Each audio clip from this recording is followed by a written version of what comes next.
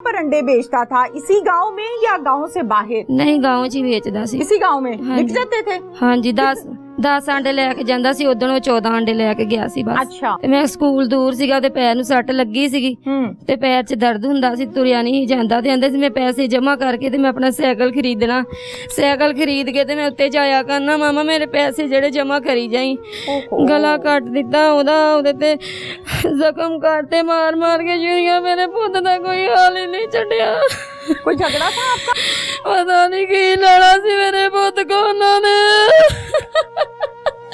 पता नहीं की लड़ा सी मेरे पुत का बड़ा जुल्म कीता। मेरे धीरे बड़ा जुल्म कीता। मैनू नहीं भुलना, मैनू सारी उम्र नहीं भुलना अपना पुत। क्या नाम है? जरीना। जरीना। हाँ जी। जरीना, हौसले से मुझे बतानी है सारी बात। सांस लो, ठंडा सांस लो, नॉर्मल हो जाओ। ठंडे साह नहीं आंदे। साह नहीं आंदे। कितने बच्चे हैं? 9 बच्चे मेरे। 9 बच्चे, माशाल्लाह। बेटे कितने, बेटियां कितनी? 7 बेटे 1 बेटी, 2 बेटियां। 7 बेटे 2 बेटियां। 2 बेटियां। ये बच्चा जिसके साथ ये मसला बन गया, वाकया हो गया, इस बच्चे की कितनी उम्र है? 13 तो 14 साल। नाम क्या है? अब्दुल कदीर। अब्दुल कदीर। अब्दुल कदीर क्या करता है? स्कूल जाता, 7वीं च पढ़दा। ठीक है, ये वाकया कैसे हुआ है इसके साथ? स्कूल जाता सी, सुबह नूं स्कूलों वापस आण के बकरियां लैके जांदा सी। बकरियां चार के आंदा सी ते मुड़ के पट्ठे लैन जांदा सीगा। मुड़ के शाम नूं आंदा ते आंडे बाल के वेचण जांदा सी। 4 दिन होए लैके जांदा सी। पहला 2 दिन गया, फिर 2 दिन विच रेस्ट हो गई। शादी आ गई सी। उस तो बाद फिर 1 दिन गया। जो दूसरे दिन गया वापस नहीं आया। मगरब तो बाद गया घरों, वापस नहीं आया मेरा पुत। पता नहीं उन्होंने बहुत ओदा नाल जुल्म कीता इन्हां ने। मगरिब के बाद गया है और वापस नहीं आया? वापस नहीं आया। क्या करने के लिए गया था घर से? आंडे उबाल के लेके गया सी बेचण वास्ते। रोज ऐसे ही जाता था? हाँ जी। ईशा का टाइम आ जाता है। ईशा तो बाद नहीं, ईशा के दरमियान आ जाता है। ईशा फौरन बाद ईशा तो आ जाता सी घर। कहाँ पर अंडे बेचता था? इसी गांव में या गांव से बाहर? नहीं, गांव च ही बेचदा सी। इसी गांव में हाँ बिक जी। जाते थे? हाँ जी। 10 अंडे लेके जांदा सी। उदण वो 14 अंडे लेके गया सी बस। अच्छा। हाँ जी। ठीक है।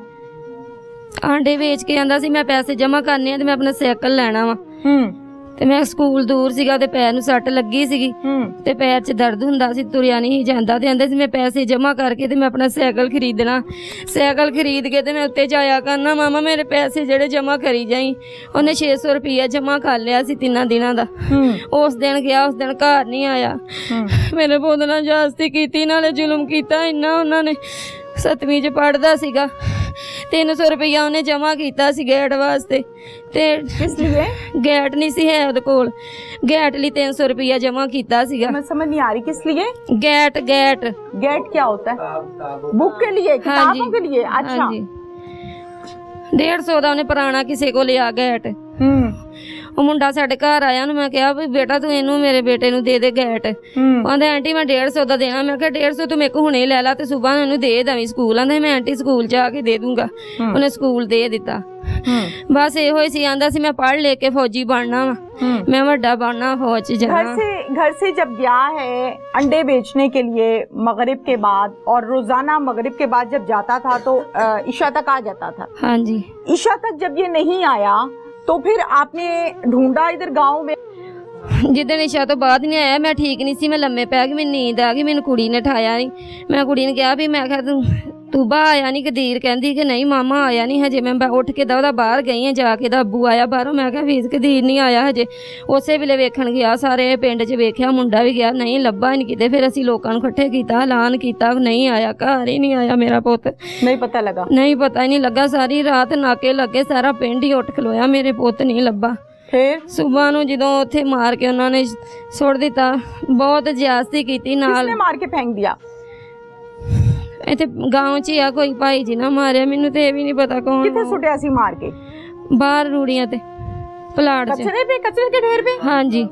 ਅੱਛਾ ਖਾਲੀ ਪਲਾਟ ਉੱਥੇ ਸੁੱਟ ਦਿੱਤਾ ਮਾਰ ਕੇ ਛਾਪਾ ਚੜਾ ਕੇ ਗਲਾ ਕੱਟ ਦਿੱਤਾ ਉਹਦੇ ਤੇ ਜ਼ਖਮ ਕਰਤੇ ਮਾਰ ਕੇ ਜੁਰੀਆਂ ਮੇਰੇ ਪੁੱਤ ਦਾ ਕੋਈ ਹਾਲ ਹੀ ਨਹੀਂ ਛੱਡਿਆ कोई झगड़ा था आपका ਨਹੀਂ ਕੋਈ ਝਗੜਾ ਨਹੀਂ ਮਿਹਨਤ ਮਜ਼ਦੂਰੀ ਕਰਦਾ ਉਹਦਾ ਪਿਓ ਵੀ ਪੱਟੇ ਤੇ ਮਿਹਨਤ ਕਰਦਾ ਵਾ ਸਾਰੀ ਦਿਹਾੜੀ ਪੱਟੇ ਤੇ ਜਾਂਦਾ गला काटा हुआ छुरियां मारी ਚੂਰੀ ਮਾਰੀ ਪਤਾ ਨਹੀਂ ਕੀ ਲੜਾ ਸੀ ਮੇਰੇ ਪੁੱਤ ਕੋ ਉਹਨਾਂ ਨੇ ਪਤਾ ਨਹੀਂ ਕੀ ਲੜਾ ਸੀ ਮੇਰੇ ਪੁੱਤ ਦਾ ਬੜਾ ਜ਼ੁਲਮ ਕੀਤਾ ਮੇਰੇ ਵੀਰਾ ਬੜਾ ਜ਼ੁਲਮ ਕੀਤਾ ਮੈਨੂੰ ਨਹੀਂ ਭੁੱਲਣਾ ਮੈਨੂੰ ਸਾਰੀ ਉਮਰ ਨਹੀਂ ਭੁੱਲਣਾ ਬੜਾ ਪੁੱਤ ਮੇਰਾ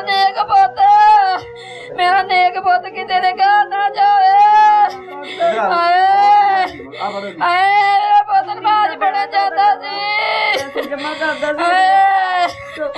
ਆਏ ਕੀ ਕਰਾਂ ਮੇਰੇ ਹੌਸਲੇ मेरी बात सुनो मेरी बात सुनो ਹੌਸਲੇ ਟੁੱਟ ਗਏ पानी पियो पानी पियो ਆਏ ਕੀ ਕਰਾਂ ਆਏ